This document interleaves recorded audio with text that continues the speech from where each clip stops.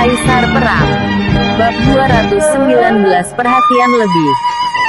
2 minggu sudah terlewat dan Xiao Yuan berhenti di dekat reruntuhan tembok kota untuk beristirahat.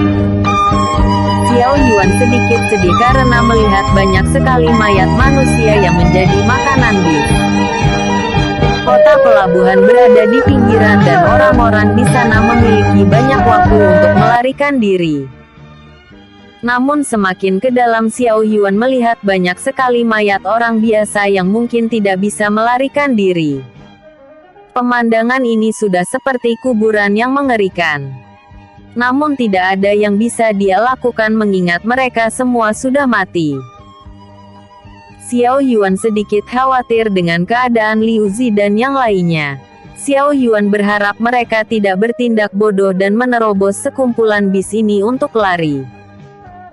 Bing melihat ekspresi marah Xiao Yuan dan berkata, "Mereka mati karena mereka lemah. Hukum alam akan selalu berlaku."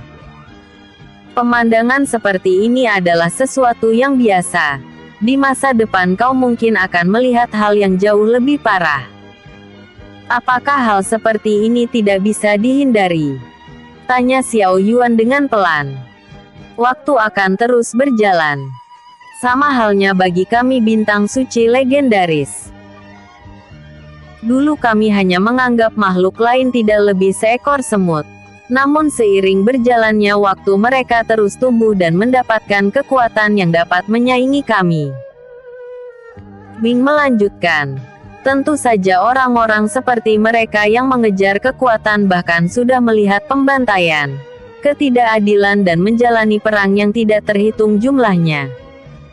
Untuk pertanyaanmu itu kau hanya bisa mencari jawabannya sendiri. Xiao Yuan mengangguk dan memiliki pandangan yang baru. Bing sendiri tidak terlalu peduli dengan apa yang dilakukan manusia dan hal seperti ini sudah terlalu sering dia melihatnya. Baiklah. Kita akan melanjutkan perjalanan. Mungkin dalam 3 hari kita akan mencapai kerajaan Xuan. Xiao Yuan terbang ke atas langit dan segera pergi dari tempat itu. Di sisi lain di sekte pagoda harta yang lokasinya tidak jauh dari wilayah terlarang, seekor ular raksasa terlihat sedang beristirahat di atas bangunan utama sekte. Di bawahnya terdapat beberapa orang yang merupakan anggota kelompok penyembah naga. Salah seorang pria sedang berada di tengah dan membuka tudungnya. Jumlah mereka ada 3 orang dan semuanya berada di tingkat penciptaan lapisan ketiga. Salah satu dari mereka adalah Chang Mo dan kedua orang lainnya juga terlihat seperti monster yang mengerikan. Hei! Ketua saat ini sedang berada di wilayah terlarang. Bisakah aku pergi dan bermain dengan tikus-tikus yang sedang bersembunyi? Chang Mo berkata dengan santai. Jangan abaikan perintah ketua. Kau baru diangkat menjadi salah satu tetua dan bahkan untuk menyelesaikan tugasmu saja kau sudah gagal.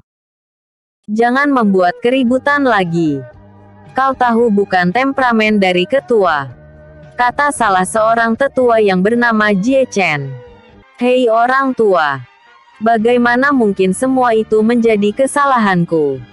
Sejak awal Zhong Tian yang tidak berguna. Jangan bawa-bawa aku ke dalam masalahnya, kata Chang Mo dengan kesal. Kau bisa pergi, tapi jangan lama-lama.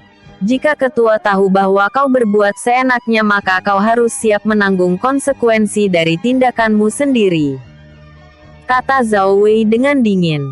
Oke. Chang Mo segera terbang pergi dan menuju ke arah sekte langit. Jie Chen terlihat kesal dan berkata, apakah perlu kau membiarkan bocah sialan itu pergi? Bagaimana jika ketua menyalahkan kita nanti? Biarkan saja. Walaupun dia berhasil memurnikan darah ular naga ke dalam tubuhnya, namun itu semua tidak terlalu sempurna. Selamanya dia akan haus akan darah dan keinginannya untuk membunuh tidak akan bisa ditahan. Bukankah kau seharusnya mengerti tentang hal ini? Zhao Wei melanjutkan.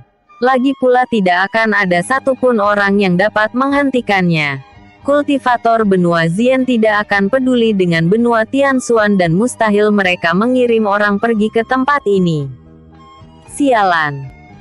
Jika bukan karena dia berguna dan Zongtian memiliki keterampilan yang bagus, aku akan membunuh mereka karena gagal menguasai menara pil.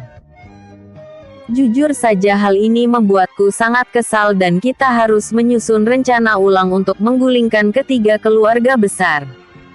Kata Jie Chen dengan marah. Bukan mereka yang tidak kompeten tapi lawan mereka yang terlalu kuat. Tuan muda keempat keluarga Xiao ini menyembunyikan dirinya terlalu dalam. Bahkan dia bisa bertarung seimbang melawan Chang Mo pada saat di kota awan. Jika ketua tidak melarang kita untuk bergerak maka orang pertama yang akan aku cari adalah tuan muda keempat keluarga Xiao yaitu Xiao Yuan. Zhao Wei melanjutkan. Bakatnya terlalu hebat dan membiarkannya tumbuh akan sangat mengancam diri kita. Terlebih keberadaan Xiao Zheng yang sulit dihadapi dan memaksa ketua harus mundur untuk berlatih demi mengimbanginya. Kau benar. Kita harus memberikan perhatian lebih kepada dua orang ini. Jie Chen berkata dengan tegas. Episode sebelumnya. Bab 218 Sarang Bis. Episode berikutnya. Bab 220 Aku memiliki rencana. Bab 220 Aku memiliki rencana. Setelah beberapa hari Xiao Yuan bertarung dengan banyak bis yang menghadang jalannya. Saat ini dia sudah berada di depan pintu Sekte Langit dan perlahan dia masuk. Beberapa kenangan masa lalu terlintas jelas di kepalanya dan entah mengapa dia sangat sedih melihat rumahnya di masa lalu dalam kondisi yang seperti sekarang. Setelah melakukan beberapa pembersihan dia bergegas pergi ke Aula Master Sekte. Lei Yunting memberitahunya bahwa tepat di balik kursi Master Sekte terdapat tombol mekanis yang merupakan tempat persembunyian yang bagus. Xiao Yuan menemukannya dan lantai di sana mulai berubah. Sebuah jalan masuk menuju bawah tanah mulai terbentuk dan Xiao Yuan bergegas turun ke bawah melewati tangga. Beberapa murid yang duduk di dekat pintu masuk mendengar suara langkah kaki dan semua orang memasang sikap waspada. Tetua Jiu Fan berada di depan para murid dan bersiap untuk memulai pertarungan. Tetua Jiu. Apakah kau melupakanku? Kata Xiao Yuan yang perlahan menunjukkan sosoknya. Kau. Tetua Jiu Fan sangat terkejut dan berkata, bagaimana mungkin kau bisa sampai di sini? Jiu Fan sudah lama tidak melihat sosok Xiao Yuan dan dia mendengar bahwa Xiao Yuan sudah pergi ke benua Zien. Liu Zi dan yang lainnya tersenyum melihat Xiao Yuan. Kehadiran Xiao Yuan merupakan tambahan kekuatan yang berguna bagi mereka saat ini. Hong Xian menatap Xiao Yuan dan berkata, kemarilah nak. Ada yang ingin aku tanyakan kepadamu. Xiao Yuan berjalan ke arah mereka bertiga dan memberi hormat. Namun sebelum Hong Xian dapat mengajukan pertanyaan Dong Bai dengan cepat memotongnya. Bagaimana dengan keadaan mereka yang berhasil sampai di benua Zien? Apakah Gang Wei berhasil membawa mereka semua dengan selamat? Tanya Dong Bai dengan cemas. Sebelumnya aku minta maaf. Aku sama sekali tidak melihat Tuan Gang Wei di sana. Awal perjalanan mereka tidak berjalan dengan baik dan setelah aku mendengar bahwa benua Tianxuan mengalami kehancuran aku bergegas mencari mereka dan tidak lama menemukannya. Xiao Yuan melanjutkan. Banyak orang yang sudah mati sebelum bertemu denganku. Salah satunya adalah putra atau cucumu Hong Feng dan aku minta maaf karena tidak bisa melindungi mereka lebih cepat. Ketika Hong Xian mendengar kebenaran ini aura membunuh meledak dengan gila dan matanya dipenuhi dengan kemarahan akan kematian dari putranya. Semua murid yang merasakan aura membunuh yang kuat ini perlahan mundur dan dada mereka mulai sesak. Dong Bai menekan aura membunuh dari Hong Xian dengan kekuatan jiwanya dan dia memuntahkan seteguk darah. Dong Bai meminta Hong Xian untuk tetap tenang dan berpikir jernih. Jika mereka menarik lebih banyak bis maka ini akan menjadi akhir bagi semua orang. Lalu bagaimana situasi mereka saat ini? Tanya Dong Bai dengan penasaran. Setelah aku datang dan mengetahui Hong Feng mati demi melindungi semua orang, apakah Anda pikir orang-orang itu bisa hidup dengan nyaman? Aku memenggal kepalanya dan membalas dendam. Aku menghancurkan Sekte Seribu Ular dan menjadikannya sebagai tempat tinggal mereka. Setelah aku selesai memastikan keamanan mereka, aku bergegas datang kemari untuk membawa kalian dengan aman. Kata Xiao Yuan dengan jujur. Apakah kau membawa orang-orang dari keluarga Xiao? Terdapat ribuan bis yang mengerikan di luar sana. Sedangkan ada 3 monster yang mengerikan. Ketiga monster itu berada di tingkat penciptaan lapisan ketiga dan mereka sangat suka bermain dengan hidup orang lain. Kata Liu Zi dengan jujur. Dong Bai dan dirinya mendapatkan luka yang berat karena salah seorang dari mereka.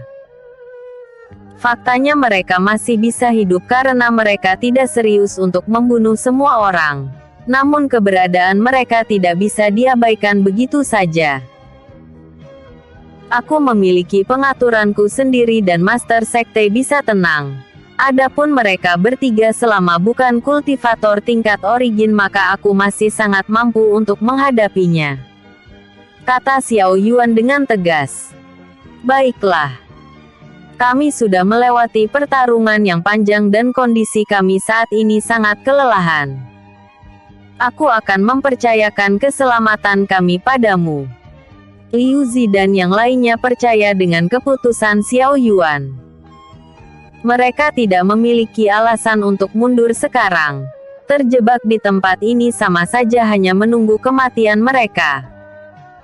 Bis yang di atas sama sekali tidak lemah dan mereka akan mengikuti rencana Xiao Yuan. Xiao Yuan menyipitkan matanya. Kita akan membahas ini nanti. Pertama-tama aku akan membereskan masalah yang menunggu kita di luar. Xiao Yuan berbalik dan berjalan keluar. Liu Zi dan Dong Bai menggunakan kesadaran ilahinya dan di luar sana sudah terdapat hawa kehadiran dari sosok yang menakutkan. Aura ini sudah berada di tingkat penciptaan lapisan ketiga dan Xiao Yuan tersenyum dengan penuh semangat. Aura membunuh yang kuat terpancar dari matanya dan akhirnya dia diberikan kesempatan untuk bertarung dengan Chang Mo. Di luar Chang Mo berdiri di atas langit dan melihat ke bawah. Dia bisa merasakan sesuatu yang aneh dan perasaannya terlihat gelisah. Asteris boom. Asteris. Petir emas tiba-tiba melesat ke arah Chang Mo dan menciptakan ledakan yang besar. Episode sebelumnya. Bab 219 perhatian lebih. Episode berikutnya. Bab 221 selesaikan pertarungan. Bab 221 selesaikan pertarungan. Chang Mo terlempar ke belakang dan menstabilkan pijakannya. Aura membunuh meledak dari tubuhnya dan kekuatannya mengalami lonjakan yang besar. Siapa? Teriak Chang Mo dengan marah. Xiao Yuan keluar dari depan pintu sekte dan tersenyum ke arah Chang Mo. Lama tidak bertemu. Aku tidak menyangka bahwa aku akan diberikan kesempatan untuk menyelesaikan pertarungan kita waktu itu. Chang Mo tidak bisa menahan keterkejutannya setelah melihat Xiao Yuan berada di sini. Namun dia juga tidak bisa menahan kesenangan karena bertemu lawan yang menyenangkan. Aku sudah menebak bahwa kelompok penyembah naga adalah dalang di balik semua kekacauan ini. Sebenarnya apa yang menjadi tujuan kalian sampai menyerang benua Tianxuan yang memiliki kultivator lemah? Tanya Xiao Yuan dengan penasaran. Haruskah aku menjawab pertanyaan dari musuhku? Chang Mo tersenyum dan berkata, keberanianmu itu layak dipuji karena berani datang kemari sendirian. Apakah kau tidak takut rekan-rekanku akan tiba di sini dan melawanmu secara bersamaan? Xiao Yuan mencoba untuk tetap tenang dan dia tahu bahwa situasinya saat ini sama sekali tidak baik. Persetan dengan kalian semua. Aku bisa memberimu waktu untuk memanggil mereka. Kelihatannya aku terlalu melebih-lebihkan dirimu. Bahkan kau masih ingin meminjam tangan orang lain untuk membunuhku. Lupakan. Panggil mereka semua dan aku akan menghadapinya. Sejujurnya Xiao Yuan tidak ingin melawan mereka secara bersamaan. Dia sudah mendengar situasinya dari Liu Zi dan sulit baginya untuk berhadapan dengan ketiganya sekaligus. Sekarang dia hanya berharap Chang Mo jatuh dalam provokasinya dan membunuhnya dengan cepat. Dulu dia memang bukan tandingan dari kekuatan Chang Mo. Namun dirinya yang sekarang sudah berbeda. Chang Mo mengerutkan keningnya dan berteriak, "Matilah!" Chang Mo meninju ke depan dan aura merah yang ganas menyembur ke arah Xiao Yuan membentuk tinju raksasa yang kuat. Xiao Yuan menuangkan Origin Ki ke dalam tato di tangannya dan meninju ke depan. Kedua tinju ini saling bertemu dan menciptakan gelombang besar yang mengamuk ke segala arah. Liu Zi dan yang lainnya keluar untuk melihat pertarungan ini. Mereka cukup terkejut melihat kekuatan Xiao Yuan yang sudah tumbuh ke tingkat yang mengerikan bahkan melampaui mereka. Aliran petir emas menyelimuti tubuhnya dan sayap api emas mulai berdengung. Xiao Yuan terbang ke arah Chang Mo dengan kecepatan yang sangat luar biasa. Chang Mo tersenyum dan mengeluarkan tombak darah miliknya. Sayap api emas diayunkan langsung ke arah Chang Mo dan tombak darah di tangannya mulai berdengung. Chang Mo mengayunkannya sekuat tenaga dan kedua serangan mereka saling berbenturan. Asteris Klang. Asteris. Chang Mo terus-menerus memainkan tombak darah dengan ganas. Sedangkan Xiao Yuan juga dapat mengimbangi kekuatan Chang Mo. Peningkatan Xiao Yuan membuat Chang Mo sangat terkejut. Namun sebagai pencinta pertarungan mendapatkan lawan yang kuat merupakan hal yang sangat luar biasa. 3 bayangan hitam mulai keluar dari tubuh Chang Mo dan mulai menekan Xiao Yuan dari keempat sisi. Xiao Yuan sudah paham betul dengan keterampilan Chang Mo. Dia dapat membuat bayangan yang memiliki kekuatan yang setara dengan dirinya. Namun sepertinya ketika mereka berpisah di kota awan, kekuatan Chang Mo mengalami peningkatan yang tidak kalah darinya. Namun kali ini Xiao Yuan tidak berniat untuk lari ataupun kalah. Dia akan mengakhiri pertarungannya dengan salah satu dari mereka yang mati. Liu Zi melihat keganasan pertarungan mereka di atas langit dan berkata, "Inilah yang disebut pertarungan yang sesungguhnya." Dalam setahun anak itu berubah menjadi monster yang mengerikan. Dong Bai mengangguk dan Hong Xian juga sependapat dengan Liu Zi. Apakah ini kekuatan kultivator benua Zien? Benua Tianxuan dan kelima negara tidak bisa dibandingkan dengan kekuatan tempur satu orang. Tidak heran mengapa kultivator benua Zien selalu memandang rendah kita. Kekuatan jiwa Xiao Yuan meledak dengan gila dan aura di sekitarnya diserap dalam jumlah yang besar. Chang Mo dan ketiga bayangannya terdorong ke belang. Namun dia sudah membentuk sebuah segel dan sebuah ki tombak berwarna merah darah terbentuk di atas langit. Tombak itu melesat ke arah Xiao Yuan dan auranya memiliki penindasan yang sangat kuat. Chang Mo berpikir kalau Xiao Yuan tidak akan mampu menahan ini dan setelah dia mengeluarkannya maka Xiao Yuan akan mati di bawah ki tombak darah ular naga. Armor emas perlahan muncul di tubuh Xiao Yuan dan ki tombak merah itu ditahan dengan kedua tangannya. Gelombang kekuatan jiwa mulai menyebar dan Chang Mo tidak percaya dengan apa yang baru saja dia lihat. Kekuatan macam apa ini? Teriak Chang Mo dengan bingung. Berisik. Xiao Yuan menekan ki tombak merah dan menghancurkannya dengan kedua tangannya. Xiao Yuan mengangkat satu jarinya dan bola petir emas ditembakkan langsung ke arah Chang Mo. Melihat hal ini, Chang Mo segera mengendalikan salah satu bayangannya dan pergi menghadang bola petir emas. Bayangan Chang Mo hancur akibat ledakan petir emas yang kuat dan hal ini membuatnya sedikit gelisah. Episode sebelumnya. Bab 220 Aku Memiliki Rencana. Episode berikutnya. Bab 222 Kelicikan Chang Mo. Terpopuler.